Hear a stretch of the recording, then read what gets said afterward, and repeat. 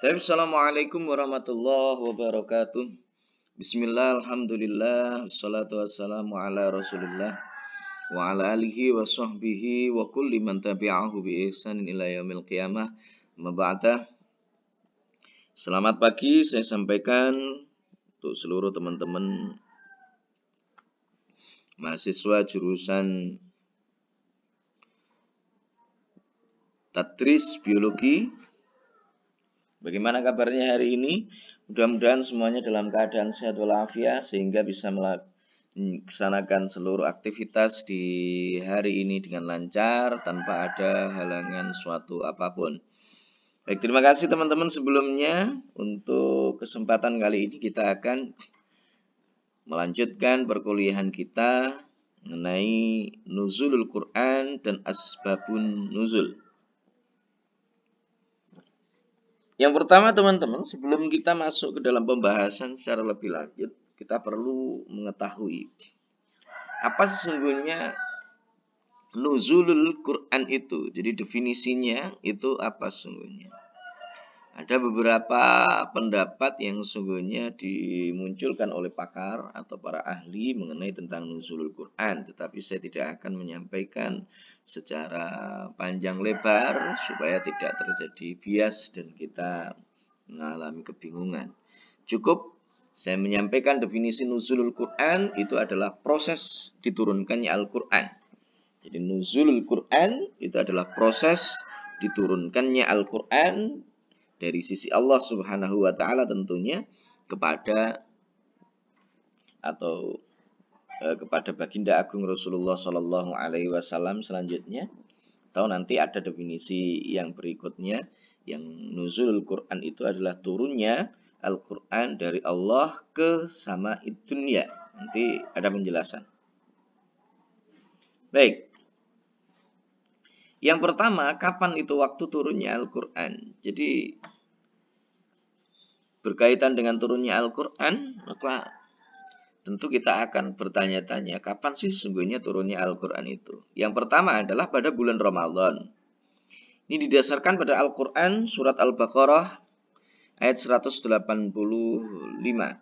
Ya, itu menjelaskan syahrul Ramadan alladzi unzila fihi al-Qur'anu dan seterusnya itu dalin nasi wa bayyinatin minal hudal furqan. Jadi bulan Ramadan itu merupakan bulan di mana Al-Quran itu diturunkan oleh Allah. Jadi pada ayat ini, surat Al-Baqarah ini dijelaskan syahrul Ramadan alladzi unzila fihi al-Quran. Jadi bulan Ramadan adalah bulan di mana Al-Quran itu diturunkan. Yang kedua adalah pada malam yang diberi berkah. Inna anzalnahu, yaitu surat Al-Dukhan ayat 3. Jadi inna anzalnahu fi lailatin mubarakah. Gitu ya. Ini Al-Quran diturunkan pada malam yang diberkahi. Kemudian yang ketiga adalah pada malam Lailatul Qadar, surat Al-Qadar ayat 1. Inna anzalnahu fi lailatul qadr, gitu. Nah, jadi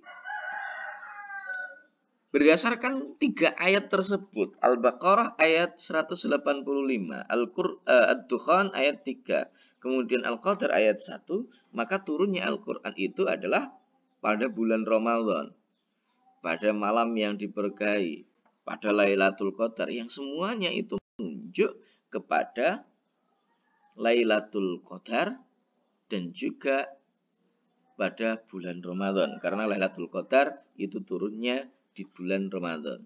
Jadi berdasarkan keterangan ayat di atas, Al-Quran turun sekaligus pada bulan Ramadan yang di dalamnya terdapat malam Lailatul Qadar, yaitu satu malam yang penuh berkah. Dari mana kita tahu bahwa itu adalah keseluruhan? Inna anzalnahu fi lailatul qadr. Jadi kami telah menurunkannya Al-Quran pada malam Lailatul Qadar. Syahrul Ramadan alladzi unzila fihi al-Quran.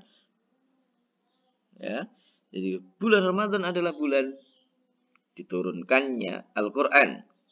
Inna anzalnahu fi lailatin mubarakah. Sungguhnya kami telah menurunkannya Al-Quran di malam yang penuh berkah. Semuanya menunjuk bahwa Al-Quran turun sekaligus dari sisi Allah.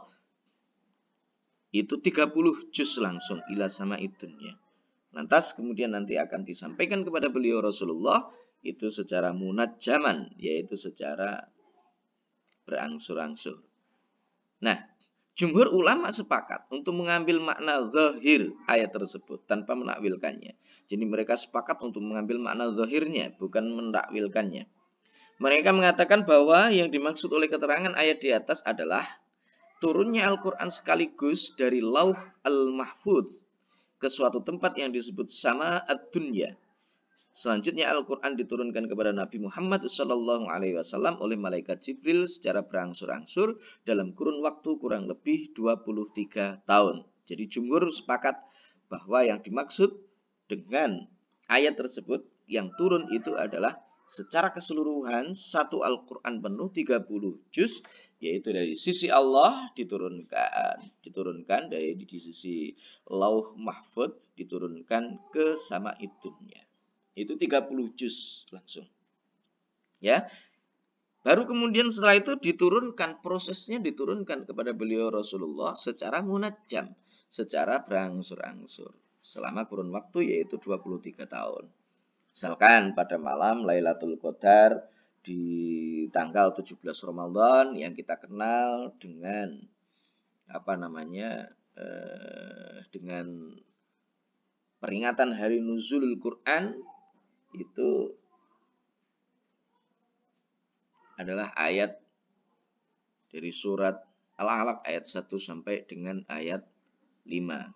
Jadi Iqra bismi rabbikal ladzi khalaq khalaqal insana min 'alaq Iqra wa rabbukal akram alladzi 'allama bil qalam 'allamal insana ma lam ya'lam. Nah, ini masih hanya 5 ayat itu. Ya, hanya 5 ayat itu yang turun kepada beliau Rasulullah Sallallahu Alaihi Wasallam. Nanti kemudian disusul lagi ayat yang berikutnya diturunkan kepada Nabi, yaitu surat Al-Muddatsir itu. Surat Al-Muddatsir. Ya ayyuhal muddatsir kum fa'anzir wa rabbaka fakabbir wa rujza fahjur wa la tamnun tastakthir, dan seterusnya itu. Ya, sampai ayat 7. Nah, ini proses turunnya Al-Quran. Jadi kalau ayat tersebut merujuknya adalah kepada makna zahir, di mana Al-Quran turun 30 juz langsung dari Lauh Mahfudz dari sisi Allah Subhanahu wa taala ila sama'id dunya, sampai ke langit dunia. Itu 30 juz langsung. Baru kemudian disampaikan kepada Nabi secara munajjam dalam kurun waktu yaitu 23 tahun. Nah, apa sesungguhnya hikmah diturunkannya Al-Quran secara berangsur-angsur? Ini menurut Syekh Abdul Azim Az-Zarqani dalam kitab Manahilil Quran, beliau mengatakan, yang pertama ada dua, ya, sebenarnya ada dua. Ada dua, hanya kemudian dijabarkan oleh beliau. Yang pertama adalah pemantapan dan penguatan hati Rasulullah. Alasannya apa? Yang pertama alasannya adalah datangnya kembali wahyu Al-Quran dan malaikat merupakan kebahagiaan bagi Nabi SAW. Jadi ini untuk memantapkan dan menguatkan hati Rasulullah. Coba bayangkan ketika Rasulullah SAW pertama kali mendapatkan wahyu, misalkan di situ langsung 30 juz, setelah itu malaikat tidak datang lagi. Setelah itu tidak ada lagi wahyu yang turun. Maka ini kan bisa membuat, oh iya ini sejarahnya tenanan apa enggak, kan begitu. Maka datangnya ayat itu secara munajjam itu bisa memperkuat hati Rasulullah, membahagiakan hati Rasulullah. Kemudian datangnya wahyu secara berangsur-angsur merupakan kemudahan yang diberikan oleh Allah kepada Rasulullah untuk menghafal dan memahami Al-Quran.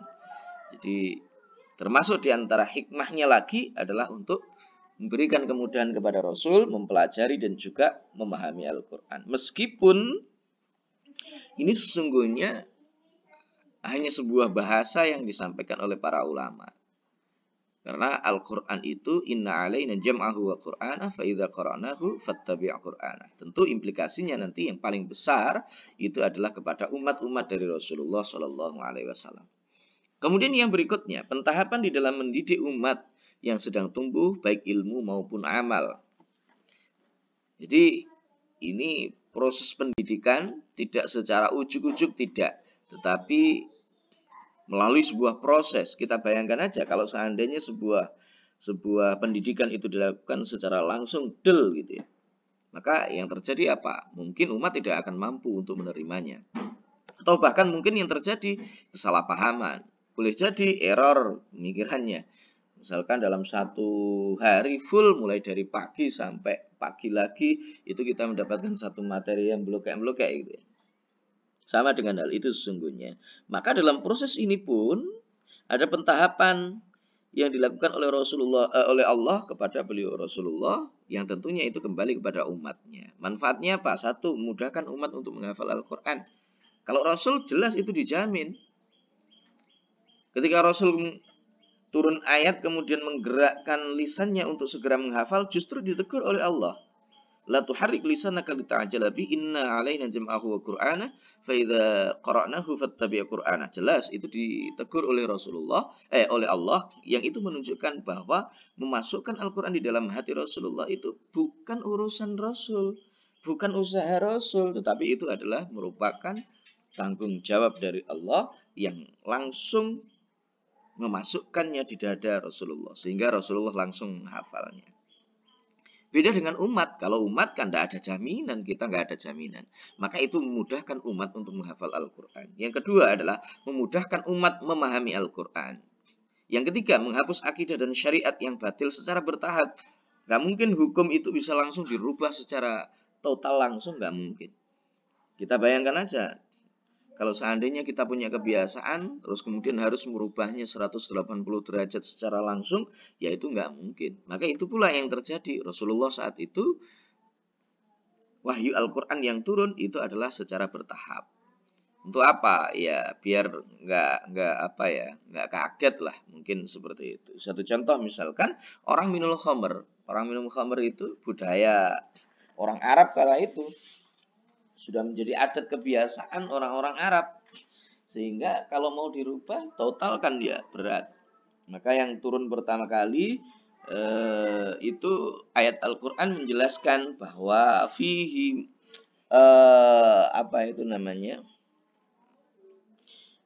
fihi manafi'ulin itu loh, ayat yang bunyinya adalah inna fil khamri, saya agak lupa ya, bahwa sesungguhnya di dalam khamr itu terdapat manfaat bagi manusia dan juga ada dosanya. Ya, fihi ismu wa manafi'u linnas, fihi ismun kabirun wa manafi'u linnas itu loh. Coba nanti dicek lagi teman-teman ya, saya agak lupa ayatnya. Kemudian setelah itu muncul lagi ayat yang berikutnya saat para sahabat itu sedang sholat, mereka lupa ya, mereka minum-minuman khamr sebelum melakukan sholat, kemudian tiba waktunya sholat, salah satu di antaranya maju untuk menjadi imam. Saat mengimami dia membaca surat Al-Kafirun, kemudian dia membaca Qul ya ayyuhal kafirun la a'budu ma ta'budun wa la antum 'abiduna ma a'budu wa la ana 'abidum ma 'abadtum wa la antum 'abiduna ma a'budu wa la ana 'abidum ma 'abadtum. Terus munyer seperti itu tidak selesai-selesai. Akhirnya turun ayat yang berikutnya yang menjelaskan bahwa wala taqrabus sholata wa antum sukara. Jangan mendekati sholat kalau kalian sedang mabuk. Sampai kemudian hatta ta'lamu ma taf'alun, sehingga kalian itu bisa memahami, bisa tahu apa yang kalian kerjakan. Kemudian setelah itu muncul lagi peristiwa ketika para sahabat itu minum minuman keras, kemudian terjadilah perselisihan di antara para sahabat. Mereka hampir-hampir mau saling bunuh. Akhirnya turun ayat yang berikutnya, inna fil khamri wal maisiri innamal khamru wal maisiru, ya, innamal khamru wal maisiru rijsum min amali syaitan fajtanibu, ya. Jadi bahwa sungguhnya khamr, bermain judi, ya, itu semuanya adalah rijsum min amali syaitan, termasuk di antara perbuatan-perbuatan setan yang harus kita jauhi, nggak boleh untuk kita dekati. Kemudian yang berikutnya adalah memantapkan dan membekali kaum muslimin dengan senjata sabar dan yakin. Ya. Nah, asbabun nuzul. Apa sesungguhnya yang dimaksud dengan asbabun nuzul? Secara sederhana, asbabun nuzul dipahami sebagai sebab-sebab diturunkannya ayat Al-Quran, yakni sebab yang berkaitan dengan diturunkannya suatu ayat. Ditinjau dari sini, maka ada sebagian ayat yang diturunkan karena adanya sebab atau peristiwa yang melatarinya. Namun ada juga ayat yang turun tanpa adanya sebab yang melatari. Jadi ada ayat yang berasbabun nuzul, ada juga ayat yang tidak berasbabun nuzul. Kalau ayat yang berasbabun nuzul itu jumlahnya terbatas. Teman-teman kalau misalkan mau mempelajarinya itu bisa mempelajari buku tentang asbabun nuzul khusus, ya, buku tentang asbabun nuzul, yaitu buku yang dikarang saya lupa namanya, tebal bukunya itu, As-Suyuti kalau tidak salah. Jadi asbabun nuzul li Suyuti, miliknya Imam As-Suyuti, itu insya Allah ada, tebal itu. Ya, tidak semua ayat Al-Quran itu berasbabun nuzul. Jadi yang berasbabun nuzul itu jumlahnya nggak banyak. Kemudian berikutnya, menurut Syekh Abdul Azim Az-Zarqani dalam kitab Manahilul Irfan, asbabun nuzul atau sebab nuzul merupakan kasus atau sesuatu yang terjadi yang ada hubungannya dengan turunnya ayat atau ayat-ayat Al-Quran sebagai penjelasan hukum pada saat terjadinya kasus itu. Ya seperti tadi beberapa ayat yang saya sebutkan mengenai turunnya mengenai hukum khomer itu tadi. Faedah mengetahui asbabun nuzul untuk apa? Yang pertama adalah membantu dalam memahami sekaligus mengatasi ketidakpastian di dalam menangkap ayat-ayat Al-Quran.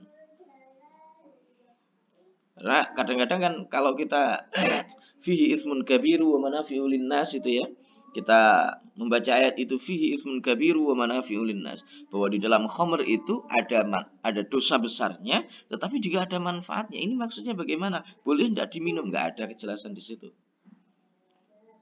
Ketika misalkan ayat yang lain menjelaskan wala taqrabus sholata wa antum sukara, jangan mendekati sholat sementara kalian itu dalam keadaan masih mabuk. Nah ini kan juga jelas juga. Berarti boleh nggak minum khamr? Gitu kan? Itu kan masih belum jelas juga. Baru kemudian ketika yang terakhir itu disampaikan, innamal khamru wal maisiru rijsun min amalis syaitan fajtanibu, baru jelas. Oh itu temannya setan nanti kalau minum khamr itu. Nah itu baru ada kejelasan. Kemudian mengatasi keraguan terhadap ayat yang diduga mengandung pengertian umum. Jadi biar kita nggak ragu, nggak rancu ketika itu tadi seperti ayat itu tadi. Kemudian meluruskan pemahaman. Bagaimana cara mengetahui asbabun nuzul? Karena asbabun nuzul itu berkaitan dengan peristiwa yang melatari turunnya ayat Al-Quran, yang itu terjadi di masa Rasulullah, maka nggak ada jalan lain untuk mengetahuinya selain mengambil sumber dari orang yang menyaksikannya. Jadi merujuk kembali kepada kitab-kitab ulama atau karya-karya ulama salaf untuk mengetahui bahwa ayat tersebut merupakan ayat atau ayat yang berasbabun nuzul atau tidak. Nah, gitu teman-teman, selintas atau mungkin selayang pandang sedikit penjelasan mengenai nuzulul Quran dan asbabun nuzul. Mudah-mudahan bermanfaat dan bisa menjadi bahan kita untuk berdiskusi. Terima kasih dan wallahul muwaffiq ila aqwamit thoriq, billahi taufiq wal hidayah wa minar rasul sallallahu alaihi wasallam. Syafa'a wa tarbiyah wa minal khaus radhiyallahu an nadrah wal barakah wal karamah. Wassalamualaikum warahmatullahi wabarakatuh.